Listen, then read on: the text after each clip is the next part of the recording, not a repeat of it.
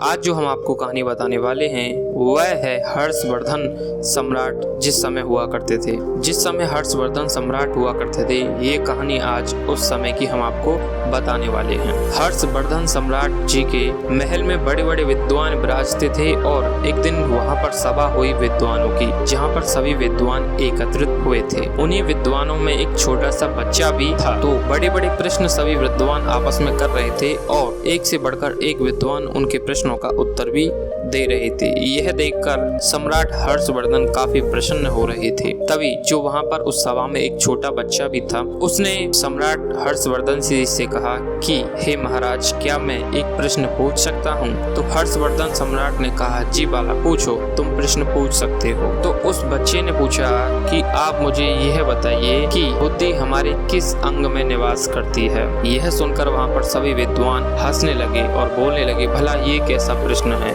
इसको तो हर कोई बता देगा। तो एक विद्वान ने बोला कि मस्तिष्क में निवास करती है, और तो राजा ने बोला कि बुद्धि तो मस्तिष्क में निवास करती है। वहीं विद्वानों ने कहा कि नहीं, बुद्धि हृदय में निवास करती है। अब राजा उस बच्चे से बोलने लगे कि चलो तुम ही बता दो तो बुद्धि कहाँ निवास करती है। तब उस बालक ने कहा कि बुद्धि हमारे होठों पर निवास करती है। यदि हम सही समय पर सही उत्तर नहीं दे पाए तो हमारी बुद्धि होने या ना होना एक बराबर होता है। इसलिए मेरे अनुसार बुद्धि जो होती है वो हमारे होठों पर निवास करती है, जिससे सही समय पर हम सही प्रश्न का उत्तर दे सके। यह देखकर महाराज हर्षवर्धन थोड़ा आश्चर्य हुए और उन्होंने यह कहा कि यकीनन में बालक, तुम में बुद्धि है। इसके बाद उन्होंने फिर कहा कि हे सम्राट, मैं एक प्रश्न और पूछ सकता हूँ? सम्राट ने कहा, पूछो, तुम तो विद्वानों की श्रेणी में आ गए हो। उस बालक ने पूछा कि बुद्धि क्या खाती है? यह सुनकर वहाँ पर सभी विद्वान हंसने लगे और बोले, हे बालक, तू मूर्ख है, ऐसे फालतू के सवाल पूछकर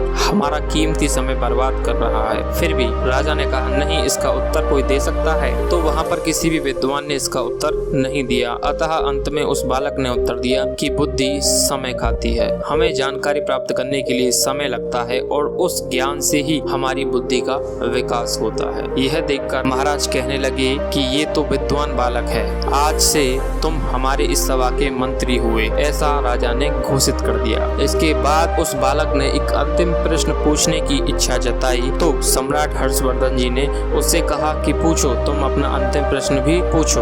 उस बालक ने कहा कि अब आप सभी बताइए कि बुद्धि पहनती क्या है? ये प्रश्न सुनकर तो सभी विद्वान जोर जोर से हंसने लगे और उस बच्चे से कहने लगे कि बालक, तू क्या मूर्ख है? बुद्धि का कोई आकार नहीं होता और बुद्धि कुछ भी नहीं पहनती है। अंत में उसने राजा से कहा कि हे महाराज, इसका उत्तर सिर्फ आप दे सकते हैं, इसके अलावा कोई और नहीं दे सकता है। राजा सोच में पड़ गए और बोले, नहीं, मुझे कोई इसका जवाब नहीं सूझ रहा है। तो उस बालक ने कहा कि आपको जवाब सूझेगा, आप मेरे स्थान पर बैठिए और मुझे अपने स्थान पर बैठने दीजिए। तो राजा ने ऐसा ही किया। राजा उस बालक के राजमंत्री के पद पर बैठ गए और उसे अपने राजा की गद्दी दे दी। थोड़ी देर बैठने के बाद राजा बोले, नहीं बालक, मुझे कोई भी उत्तर नहीं सूझ रहा है। तब उस बालक ने कहा कि अभी आपको उत्तर नहीं सूझेगा जब तक आपके सिर पर यह ताज है। आप इस ताज को मुझे दीजिए और पहनने दीजिए। राजा ने ऐसा ही किया, अपना ताज उस बच्चे को दे दिया और उस बच्चे को अपने सिंहासन पर बैठाकर उसे अपना ताज भी दे दिया। अब बालक बोलता है, राजा, अब आपको इसका उत्तर सूझ जाएगा थोड़ी देर में। थोड़ी देर बाद राजा हंसते हुए चिल्लाते हुए बोलता है, मैं समझ गया, बुद्धि क्या पहनती है। बुद्धिमान व्यक्ति राजा के सिंहासन को भी बड़ी आसानी से प्राप्त कर सकता है, जो कि